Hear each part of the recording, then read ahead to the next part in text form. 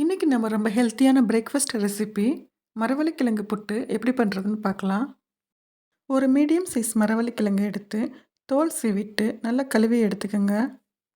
இதை நான் medium size கிரேட்டரில் துருவிக்கிறேன். இதோட ஒரு ஹாஃப் கப் இளம் தேங்காய் துருவல் ஆட் பண்ணிக்கிறேன். இது நல்லா கலந்து விட்டுக்கலாம். இந்த மரவள்ளிக்கிழங்கு துருவலை நம்ம பிழிஞ்சோம்னா இதில் நிறைய பால் வரும். 1/4 ஸ்பூன் உப்பு ஆட் பண்ணிக்கோங்க. இந்த மரவள்ளிக்கிழங்குல நிறைய பால் இருக்கிறதுனால ரொம்பவே ஈரப்பதமாக இருக்கும். புட்டு கன்சிஸ்டன்சி வரதுக்காக நம்ம இதோட அரிசி மாவு ஆட் பண்ணிக்கலாம். நான் 2 டேபிள் ஸ்பூன் அரிசி மாவு ஆட் பண்ணியிருக்கேன். இதை நல்லா கலந்து விடுங்க.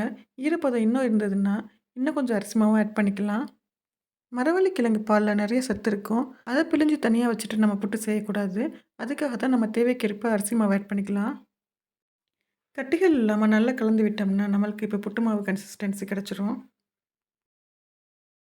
கொஞ்சமாக ஏலக்காய் பவுடர் ஆட் பண்ணி நல்லா கலந்து விட்டுக்கிறேன்.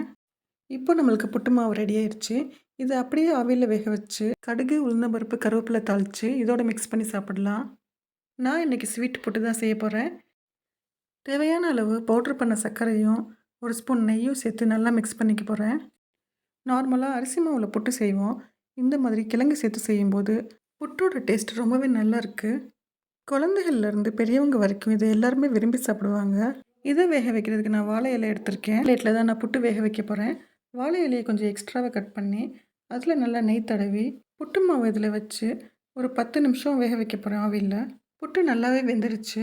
இப்போ இதை டேஸ்ட் பண்ணி பார்க்குறேன். டேஸ்ட்டுமே ரொம்ப நல்லாயிருக்கு. நீங்களும் ட்ரை பண்ணுங்கள்.